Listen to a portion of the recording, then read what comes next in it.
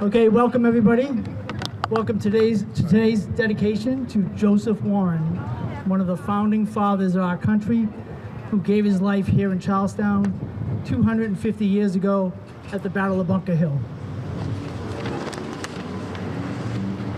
We'll go ahead and start with the posting of the colors. Chief Petty Officer Roscoe, please post the colors.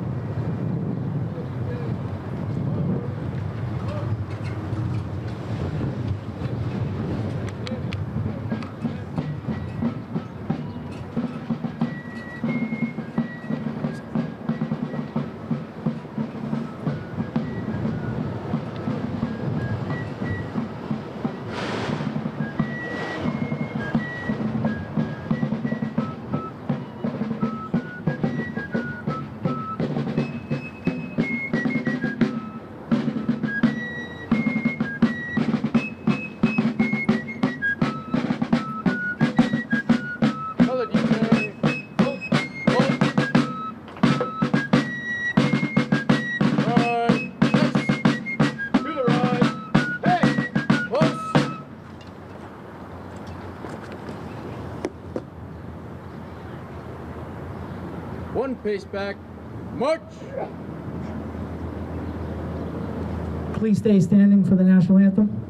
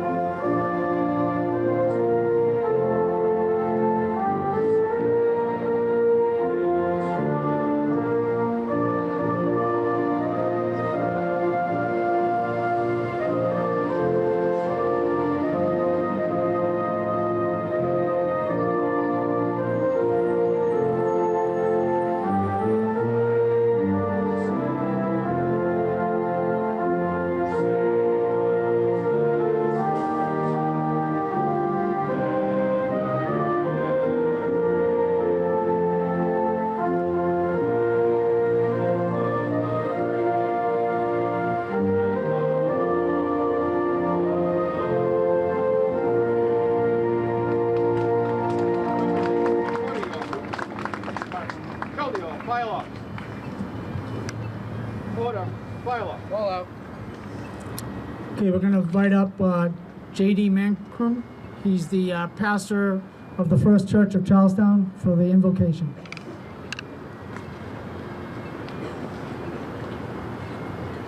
It's one of the great privileges of my life to be pastor of Christ Church Charlestown, the original 17th century name of the first church in Charlestown, the only church that was in Charlestown on the day of the Battle of Bunker Hill. If you wouldn't mind, join me as we pray. Heavenly Father, we gather today in your presence to remember and honor the legacy of Major General Dr. Joseph Warren, a great hero and patriot. What a long time coming, and now this great day to honor and remember him is here at last. His courage on the day of the Battle of Bunker Hill inspired and humbled his fellow revolutionaries, and it inspires and humbles us today. His sacrifice put steel in the spines of colonists turned soldiers, and his sacrifice puts steel in our spines today. His life and death implore us to remember and live for just causes, to esteem valor, to defend freedom, and to be willing to give ourselves away for the sake of both our neighbor and those who will come after us. God in heaven, where do we find the resolve and courage for these moments as Dr. Warren did 250 years ago? It is not merely in another example or in our own strength, it is in love. Love empowers us to lay down our lives for those we would call friends. And it is love in these trying days that asks of us self-sacrificing character, self-forgetful humility, and self-denying courage for those around us in need. Great God, give us such love and grant it as well to our elected leaders in this cultural moment. We will honor General Warren's legacy by living out these values rooted in love in our great community of Charlestown, in our city of Boston, and in all the other places some may call home as we gather here today. Most of all, I acknowledge that General Joseph Warren's great example echoes the example of another who, full of love, charged a hill, fought an enemy, and delivered a people by laying down his life for countless others who would come after him. With all the love and respect in my heart for those who may believe differently than me today, it is in his name that I pray. Amen. Thank you, Pastor. We're going to go invite the first guest speaker, Rob Santiago. Rob is the Veteran Service Commissioner of Boston.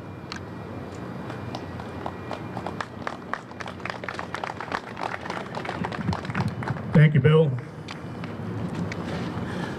I couldn't have asked for a better day than today to have such a wonderful and historic dedication. So you know, there's a lot of great faces out here, a lot of great representation here today. Madam Mayor, thank you very much for taking time and coming out here today. And you know, for me, it's such an honor to be standing here on behalf of the bravest men and women who have worn our nation's uniform and have made the ultimate sacrifice. Today, like I said, I'm particularly proud to be a part of a historic and long overdue dedication, the Joseph Warren Hero Square. Joseph Warren was a distinguished physician, revolutionary leader, and martyr here at Bunker Hill. I'm going to leave all the remarkable remarks about Joseph Warren to later speakers, and of course his descendant, Dr. Joan Kendall, who's here with us today. But today what I really would like to touch on is the Hero Square itself and the program. The Hero Square that we are about to unveil is more than a plaque. It carries a legacy of courage, sacrifice, and of duty. Hero Squares do more than commemorate, they inspire. Here in the city of Boston, we take it one step further because it's not just enough to recognize these heroes by name only. We install biography plaques because we feel that it's important to learn a little bit about who and what they did for our country. And it personalizes this hero. Additionally, we also include a QR code. That QR code takes you to a webpage dedicated to the hero on that plaque. Here in the city of Boston, we have close to 1,300 Hero Squares dedicated throughout the whole city on all those who have fought in the name of our democracy and have paid the ultimate price. So the Our Hero Squares program represents that proud tradition of ensuring that the legacy of Boston's veterans and service members live on in the hearts of our neighborhoods. Each square is more than a signpost. It's a living tribute to the bravery, selflessness, and commitment to those who answered the call. This program began as a way to honor Boston's fallen heroes and has grown to recognize them all from all conflicts and all walks of life. Men and women who serve that embodies the very best of what our city is. Whether they served in the jungles of Vietnam, the deserts of Iraq and Afghanistan, or as far back as our American Revolution, their stories are woven into the fabric of our communities. We recognize that behind every Hero Square lies a family, a community, and a legacy that deserves our respect and our gratitude. For families of the fallen, these squares are sacred places, a place to gather, a place to reflect and ensure that their loved ones' legacies are never forgotten. For our city, they are a symbol of our enduring commitment to honor and remember those who gave their all for our nation. So again, our Hero Squares do more than memorialize. They also connect us. They bring history into our everyday lives, encouraging us to reflect on the sacrifices made for our city and our country. And they inspire us to carry forward that spirit through our duty to support and advocate for our veterans and their families, through civic engagement, through communities, and by continuing to build a city that honors them every day.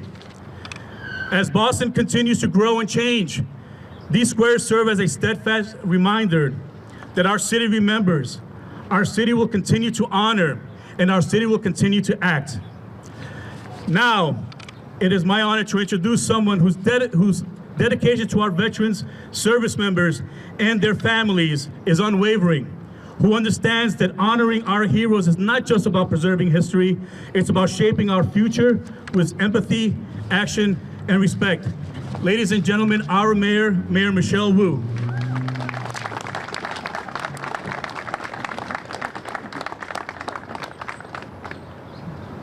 Thank you. Could you give another round of applause for the best Veterans Commissioner in the country? Thank you so much, Commissioner Rob Santiago.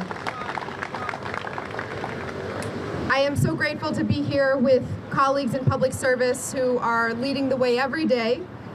City Councilor Gabriela Coletta Zapata, State Representative Danny Ryan, State Senator Sal DiDomenico, and so many who don't hold an elected title, but who work and whose service and leadership shape this neighborhood and shape our city.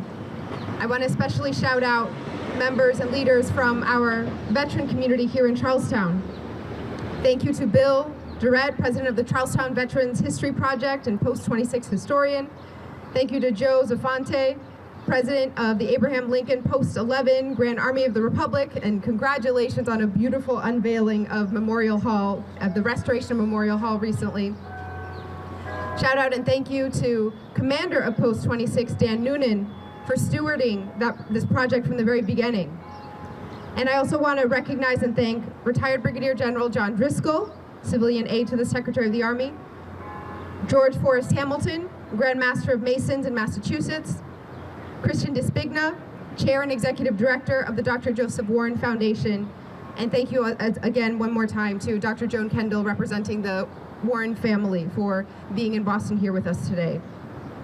Today is a particularly special day, not just because we're here to dedicate this intersection to Dr. General Joseph Warren, but because we're doing so on his birthday. General Warren was born in Boston and dedicated his life to protecting and improving the lives of his neighbors. He inoculated nearly 100 people against smallpox, tended to the wounded at the Boston Massacre, helped organize the Boston Tea Party, and in March of 1775, just a few months before he was killed in action, he stood in the Old South Church, facing down a row of redcoats, brandishing their bayonets. Despite threats on his life, he had vowed to deliver the annual Boston Massacre oration because he believed in telling the truth, no matter how inconvenient to the people in power.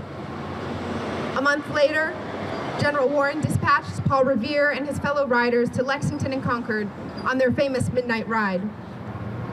Thanks to his leadership, the militias in Lexington and Concord were ready. But Dr. Warren was a man who would never order someone else to do what he himself wouldn't do.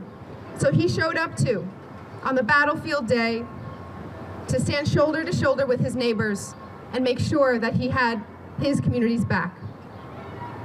2 months later, just a short walk from here, he helped Boston send a message to the world that a handful of merchants and farmers with freedom in their heart could hold their own against an empire.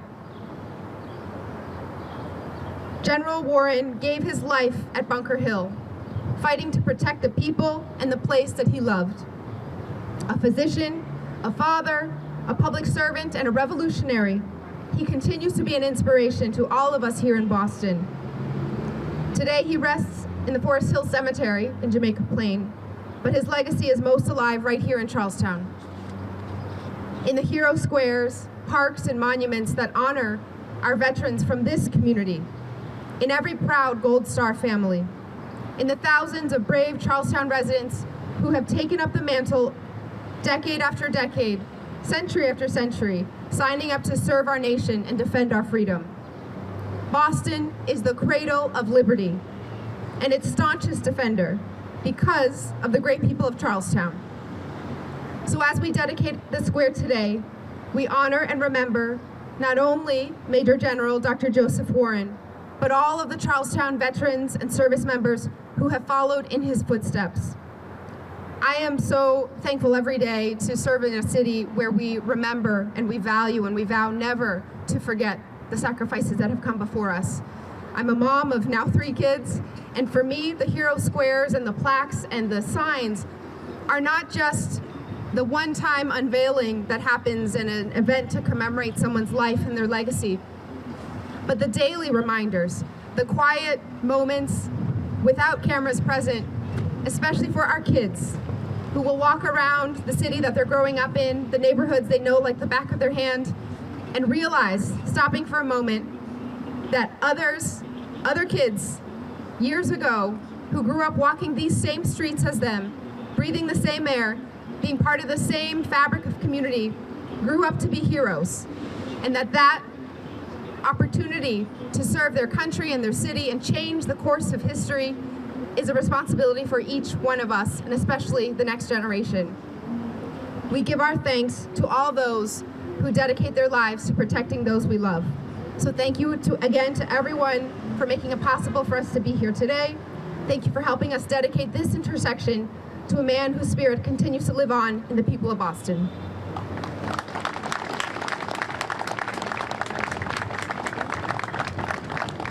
And now I am honored to bring up my colleague in service, my sister on the City Council, City Councilor Gabriela Coletta Zapata.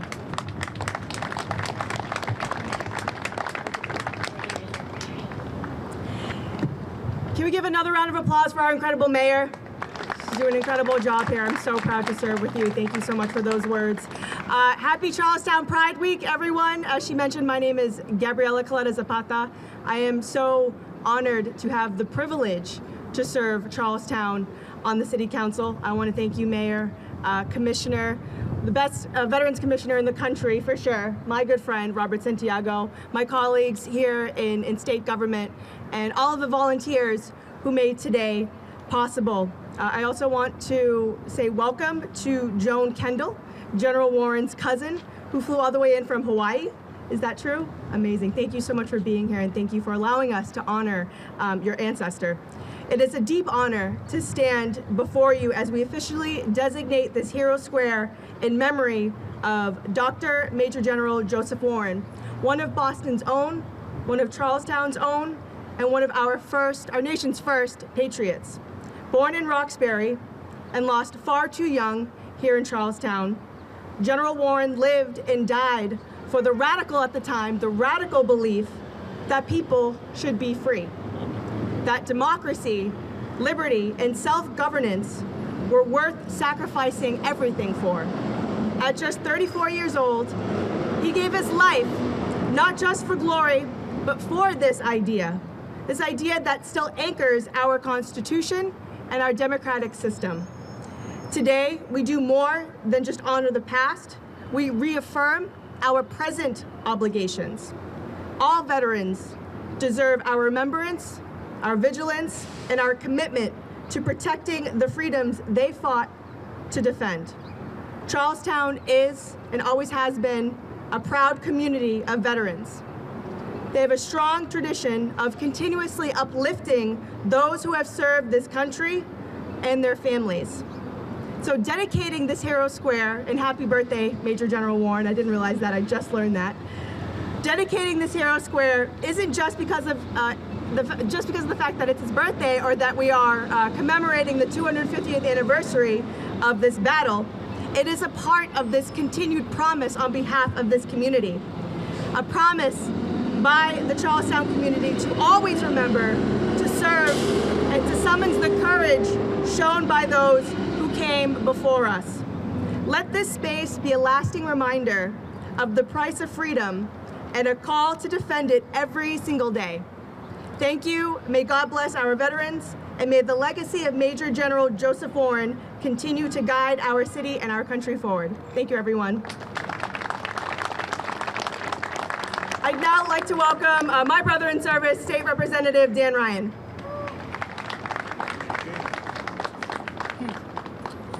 Thank you all. Thank you for being here and remembering one of our first martyrs of the Great Revolution. Something that Bill Durrett in the Charlestown Veterans History Project has been doing for years now is remembering all of our family, our friends that have paid the ultimate sacrifice to continue this democracy that was started 250 years ago. It is only fitting that we now commemorate one of the first leaders of that revolution. And it was an intellectual revolution. We celebrate Joseph Warren's life today because it is his birthday, but we commemorate his death and the death of all those on that hill on both sides of the redoubt, both sides of the rail fence, because it was a war between brothers. And it was a war, I'm sorry, General Warren was a school teacher and a doctor far longer than he was a general. And he led with his mind. George Washington led with his mind. His best military attributes was knowing when to retreat and fight another day. Joseph Warren, at that point in time, knew that there were two generals with more experience than him on Bunker Hill. And he sat back and fought with the privates. You think how many people would give up that power when handed to them? And that is the legacy that we celebrate today. That is the life we celebrate in the descendants of Joseph Warren. The hospital for the poor that was started by his son, that has become Mass General Hospital, one of the most renowned facilities in the world. So we celebrate a life well lived, 34 years, cut too short on Bunker Hill on June 17th. But happy birthday to General Joseph Warren, and thank you all for letting me address you here today. And my colleague in the State House, a good friend, Senator Sal DiDomenico.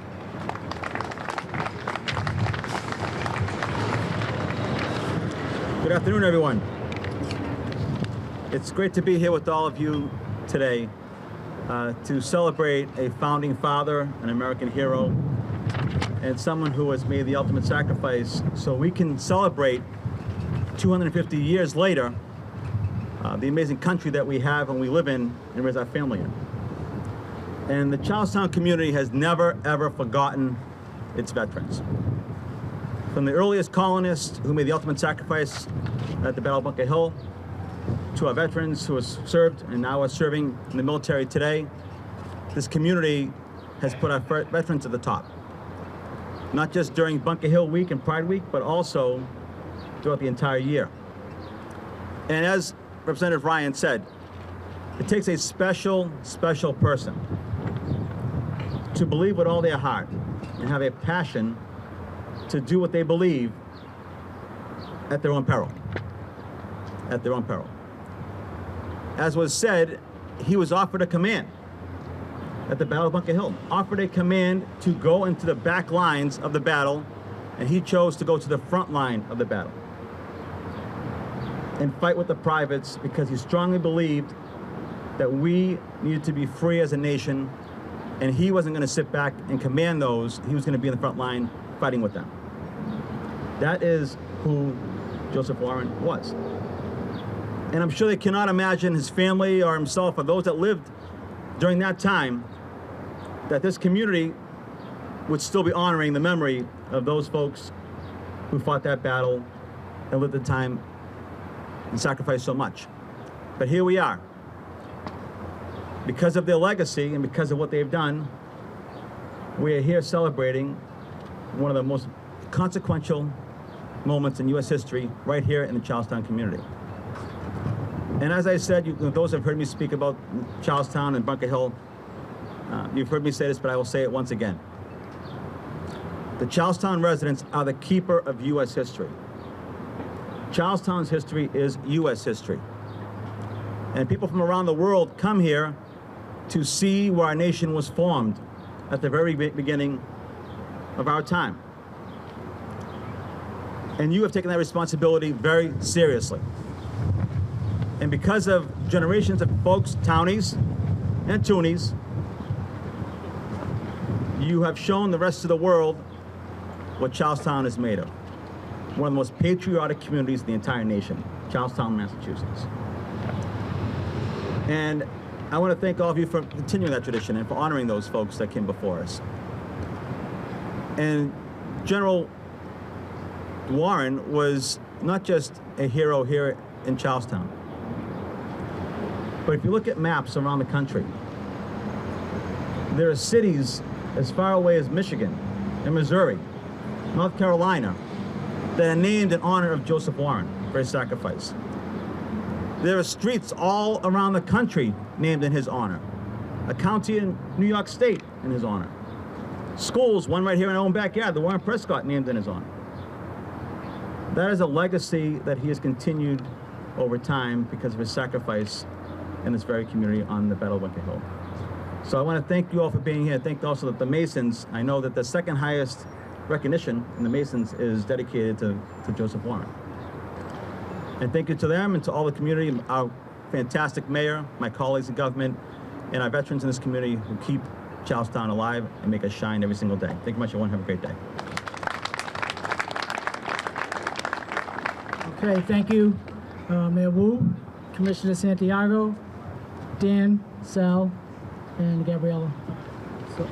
So at this point, we're going to go ahead and do the unveiling. So we're going to call up Dr. Joan Kendall, John Mitchell, who's with the Masons, and Kristen Despaca.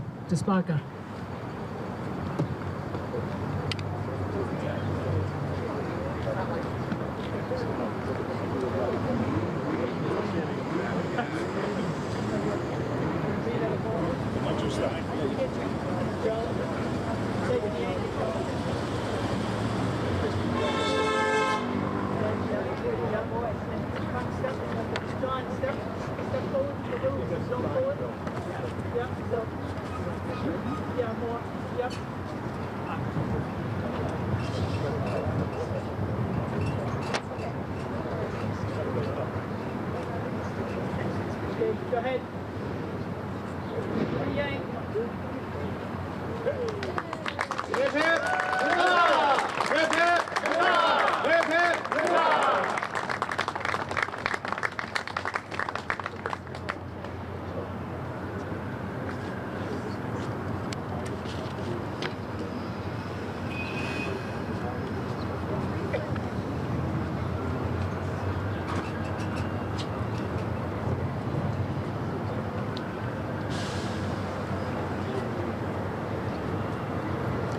Okay, the next speaker I want to invite up is George Forrest Hamilton. George is the Grand Master of Masons for the Grand Lodge of Masons, Massachusetts. And what a great showing, you guys. You guys look awesome. Awesome, very good. Yeah.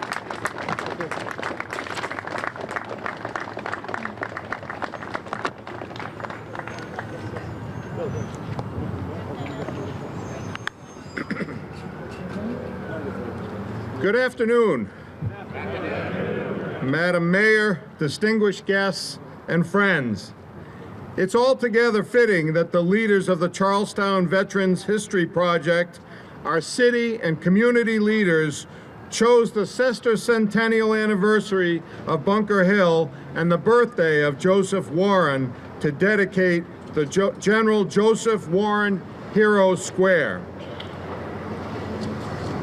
As we prepare to commemorate the 250th anniversary of the Battle of Bunker Hill and reflect on the somber events, including the death of our Grand Master, Joseph Warren, we are reminded of the important role that he played from the time of the Boston Massacre in 1770 until his untimely death at Bunker Hill. In drafting the Suffolk Resolves, Brother Warren took the first steps toward our Declaration of Independence.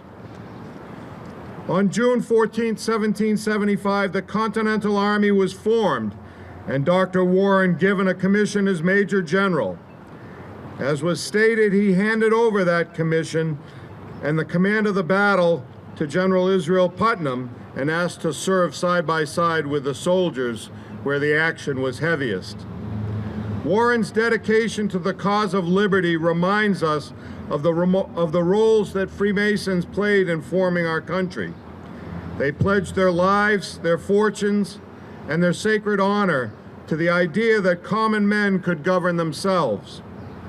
Every generation since has worked to be worthy of that noble birth. We strive to be the same men as our forefathers. Dedicating this square to the memory of General Joseph Warren reminds us how important it is for Masons to remain anchored in our core values of integrity, service to humanity, justice, tolerance, reverence for God, and devotion to country. May the grand architect of the universe continue to bless our fraternity, the people of the Commonwealth of Massachusetts, in Charleston, and these United States of America.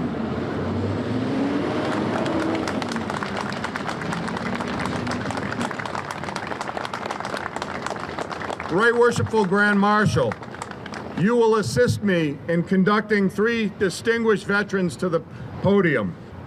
Commissioner Rob Santiago, Commander Dan Noonan, and historian of the American Legion Post, Bill Durrett.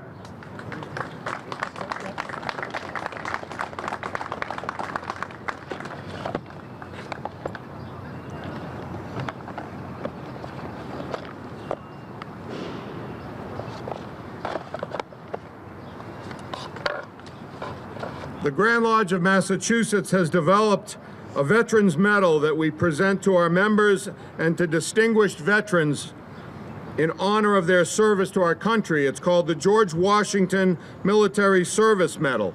The inscription on the back is a quote from General Washington from 1775, and it says, "Every post is honorable in which a man may serve his country."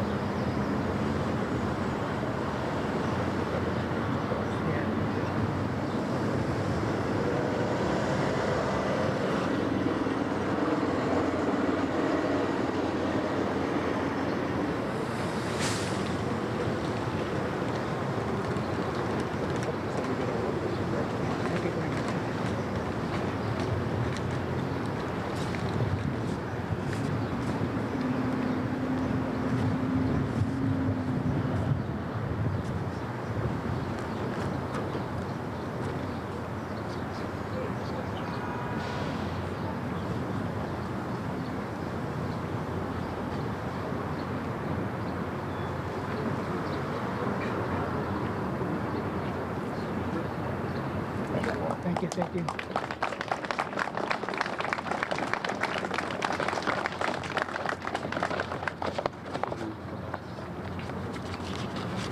Would you like to introduce the general? Yes. Yes.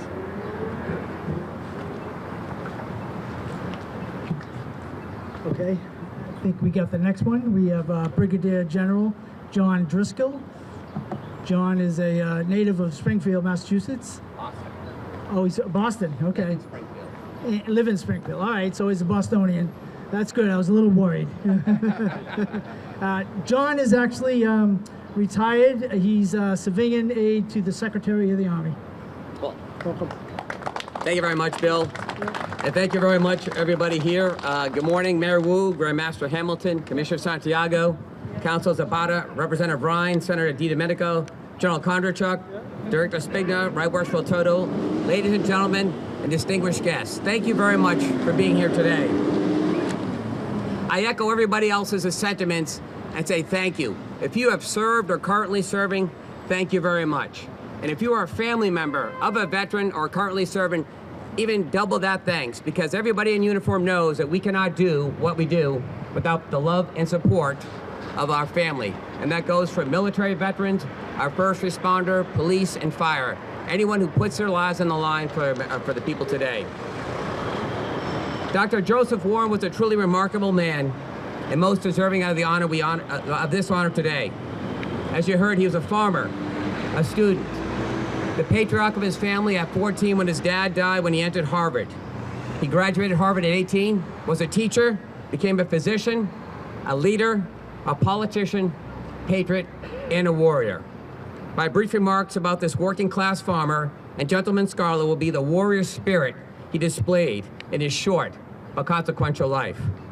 For those who have not served, may not know what the U.S. Army warrior spirit is, it refers to the mental and psychological attributes that enable soldiers to perform their duties with courage, determination, and commitment to the mission.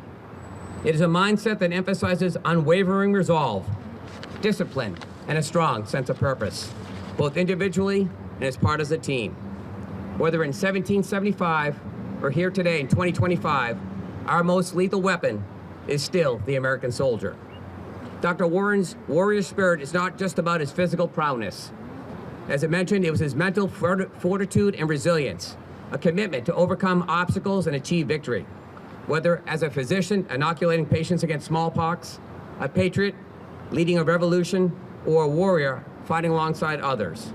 This concept he had is instilled through training, leadership, and shared experiences, and fostered a strong sense of unit cohesion, which he had with his fellow citizens and brother Masons. And although not professionally trained as a soldier, he exhibited 4 key aspects of the warrior spirit. Number 1, never give up. Whether starting in 1764 during smallpox when everybody was leaving Boston, he stayed. He inoculated. He did his fellow citizens, even the ones who could not afford, he stayed and inoculated them. And stood his ground here on the 17th of June in 1775 to the last to give others time to leave. Courage and bravery. Dr. Warren faced challenges head-on, demonstrating bravery in the face of danger, whether as a politician, as a spy master, or on Breed's Hill. Every soldier knows when you're low in ammo and seeing the third assault breaking through into the redoubt, Dr. Warren courageously lived his Christian faith and laid down his life for his fellow soldiers. Physical and mental toughness, maintaining resilience in demanding environments and under stress. In addition to fighting, as spy master for Boston, Dr. Warren displayed the physical and mental toughness to organize it and run it. He sent out Paul Revere and William Dawes, who alerted Adams and Hancock in Concord that the British were coming, or excuse me, the regulars were coming, as General Kondrachuk will always correct me on. As mentioned, he gave the annual oration of the Boston Massacre twice, in 1772, but also, more importantly, in March of 1775, in front of a crowd, in front of those British redcoats with their bayonets glistening at their backdrop attention. And I would add this to his courage, because as it would be akin to going to Yankee Stadium, wearing overt Red Sox paraphernalia, sitting directly behind home plate with the camera on you, wearing a big shirt that says, "Yankees suck." That is something, if you don't, that is just at the tension on that, and that's what he displayed. He wore a toga for effect, so he's an unbelievable orator. He, and those like them, can only do this with a deep sense of conviction. The 4th aspect, a sense of purpose. Dr. Warren embodied and understood the cause of independence and the significant risks he faced. I believe he was in the mind of his fellow founding fathers when they wrote that last line of our Declaration of Independence just over a year later, which was spoke previously, where they mutually pledged their lives to each other, their fortunes, and their sacred honor. Dr. Joseph Warren set the example of a patriot who gave his life to ensure we and future generations enjoy the rights of life, liberty, and the pursuit of happiness. Thank you, and may God bless this shining city on a hill, our Commonwealth, and the United States of America. Thank you.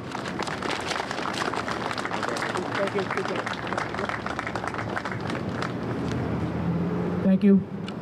The next person I'm going to invite up is someone who's very knowledgeable on military history, specifically Massachusetts, and he's personally helped me reconstruct a lot of veterans' history. So let me invite up Brigadier General Len Kaczariak. Len is the Director of Veterans Affairs for the Adjutant General's Office, Massachusetts.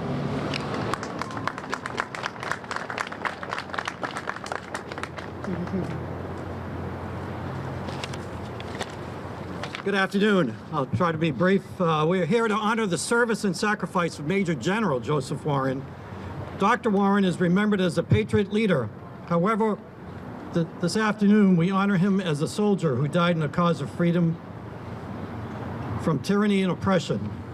Joseph Warren is said to have undergone basic military training while attending Harvard as a member of a student military company.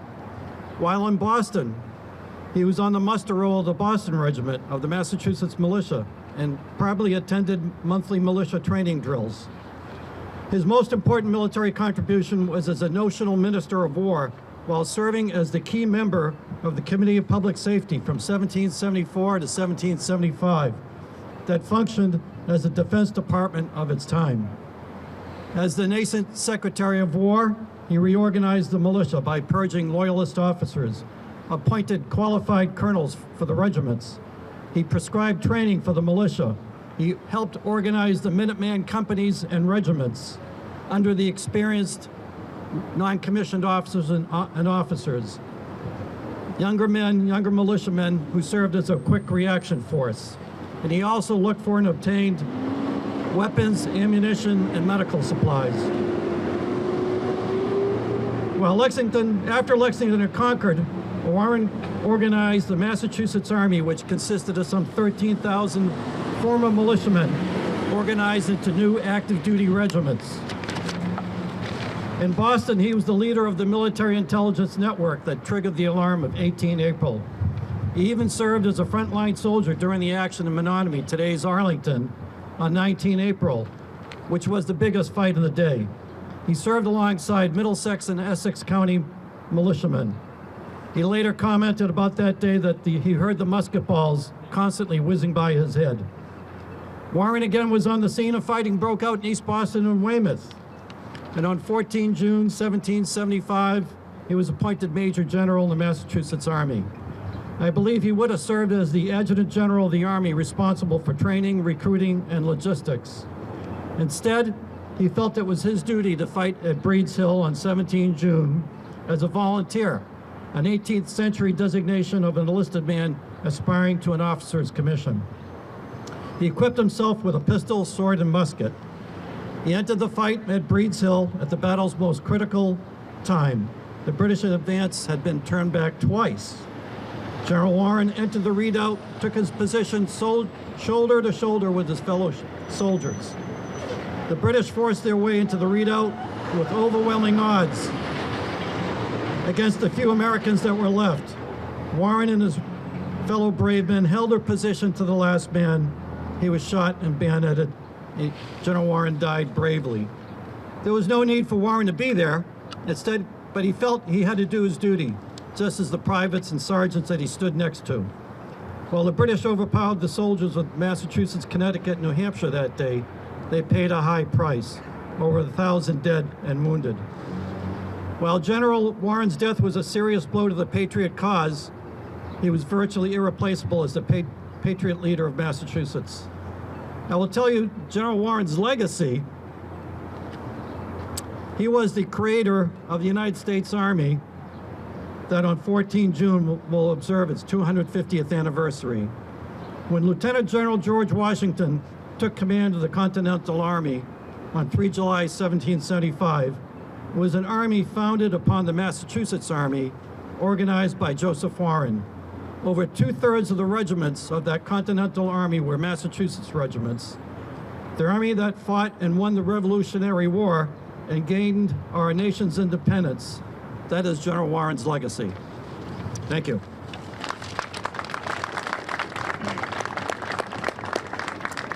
Len is no stranger to Charlestown. He used to ride and do Paul Revere coming over from the North End into Charlestown.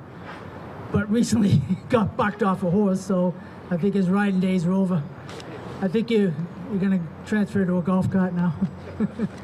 So the next person I want to invite up is, he's the chairman of the Joseph Warren Foundation. He's actually written a book on Joseph Warren. And so let me have Christian DeSpagna come up and say a few words.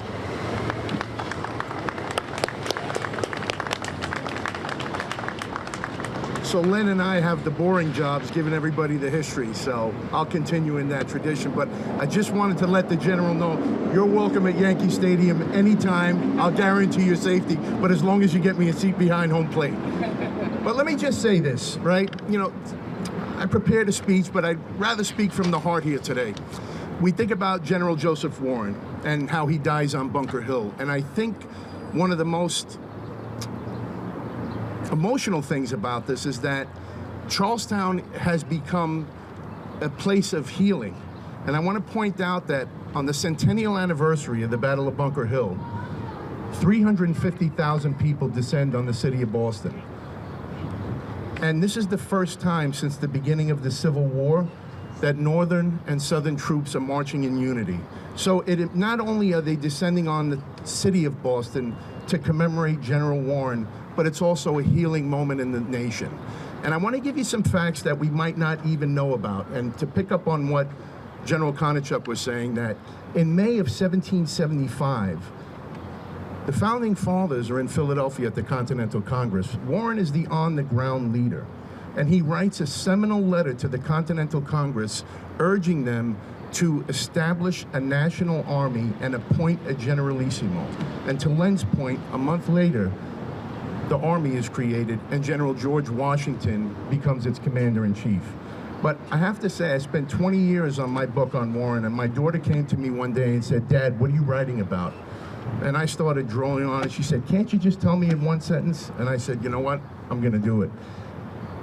Before there was George Washington, there was Dr. Joseph Warren. And let's keep in mind, right, we have the benefit of hindsight. This was not the miraculous victory of Yorktown in 1781. This is Boston, 1775. Warren has been a retired colonel of the Virginia Regiment for nearly 2 decades. He hasn't been involved in a military campaign, let alone a successful one, in as much time. Now, when Washington hears what's happened to Warren and his comrades on Bunker Hill, there's no turning back at that point. When Washington arrives, he's not the Washington that he will be in 1781, so he has to fill Dr. Joseph Warren's shoes.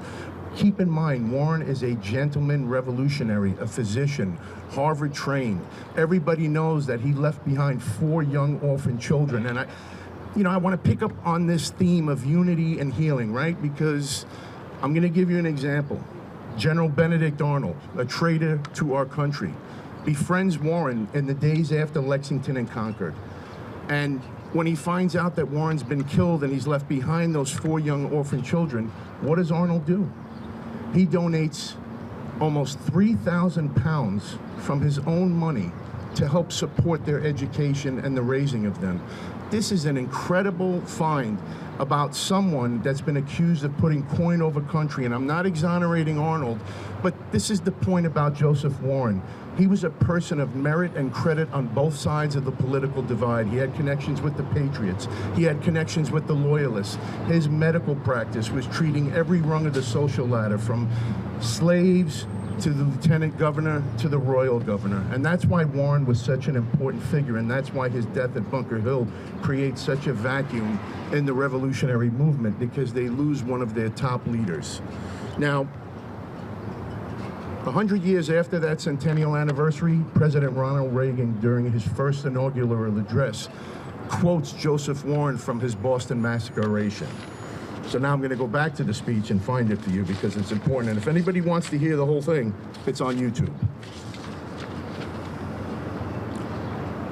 He quotes from Warren's second Boston Massacre oration, 1775, "Our country is in danger, but not to be despaired of.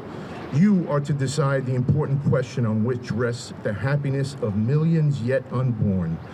Act worthy of yourselves." And now, nearly a half century later, we gather on Warren's 284th birthday to celebrate that. Next week, we will commemorate the price he paid on the battlefield. And here's what's so important, right?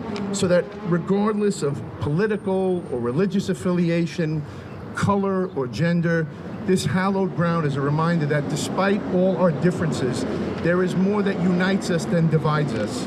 This rebellion that began over 250 years ago launched every subsequent revolution, from the abolition of slavery to women's suffrage to civil rights.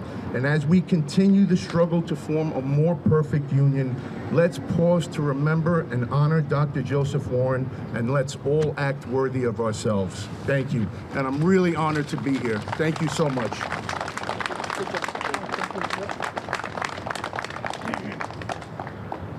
Thank you, Kristen.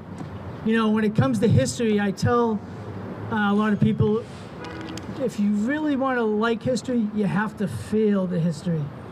And then you appreciate it and really get a passion for it. So the next person I want to invite up is John Toto. He's here and he has something very interesting to show and talk about.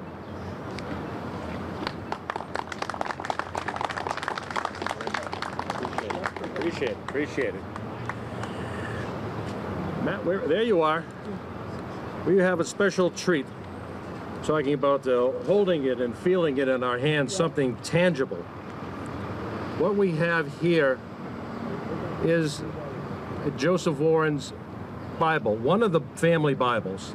I have been fortunate, besides being fortunate to be a Freemason, I've been fortunate also to be a caretaker for this Warren family Bible. My lodge, the Joseph Warren Lodge, or now called the Joseph Warren Solely Lodge, procured this in 1906 from a family member of the Warren family. The Theodore Parker is who it was. Bibles were very important. Religion was very important to the Warren family, and specifically to Joseph Warren. He was very devout. He could cite Bible verse and chapter. It is said if Warren was not a doctor, he would have been a preacher. Two things were very important to Joseph Warren: church and Freemasonry, which were major factors in his life besides his revolutionary activities. Here's an interesting fact. One of the items recovered from his corpse was a pocket Bible that he had. Now, this specific Bible, and I'll talk about that for just a minute, our lodge restored it. It was in kind of disarray when we got it. Luckily, the lodge had it stored at Grand Lodge and a couple of other places over the 120 years that we had it. We had this restored in 2022 by Mary Odell of the Boston Museum of Fine Arts. The family, as I said, had many Bibles. This one is a traveling Bible, or a quattro, as they call it, and would have been accompanied Warren on his trips or on desks for his reference. They would have brought it over with them when they came to the New World. The Bible itself has been repaired several times. The first being printed by King James I, his printer, Robert Parker, in London, and it was printed in 1613 and 1614. That's right, 2 years. That's not unusual. The New Testament was done in 14 and the Old Testament in 1613. It is a distinct edition. There is no other edition like it. And that's for several reasons. One, there are errors in it. Two, there are all sorts of interesting printing anomalies that make this a unique Bible. The original covers over the years have become worn, fell off, were re-sewn, new covers were attached, the reback failed, so by 2022, the boards were delaminated, the edges and corners, pages were ripped, everything has been repaired. So now the Bible is either in the hands of the very capable Masonic librarian for Grand Lodge, or back at our lodge as well for safekeeping. The Bible is over 410 years old. That's just amazing. And again, we are so glad as Freemasons to be able to have this and to conserve it and keep it for the public. The Freemasons are proud and honored of the memory, keeping alive of our past Grand Master, Most Worshipful Joseph Warren. Thank you so much.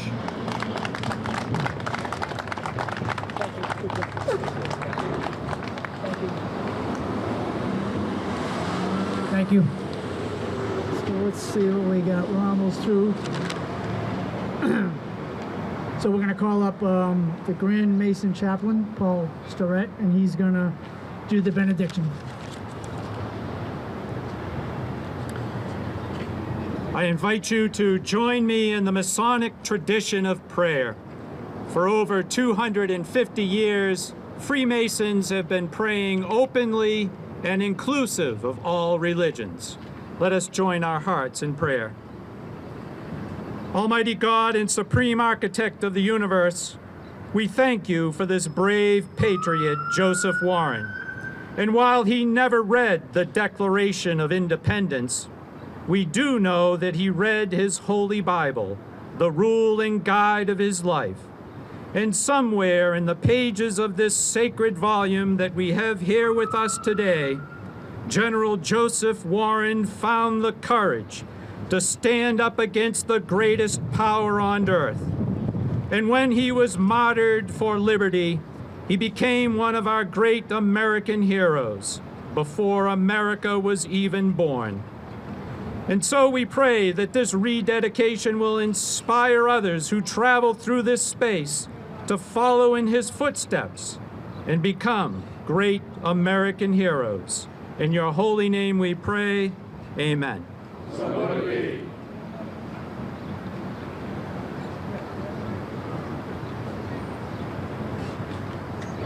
Thank you. Okay, at this time, we're going to do a 21-gun salute. And that will be performed by the Charlestown and Stowe Militia.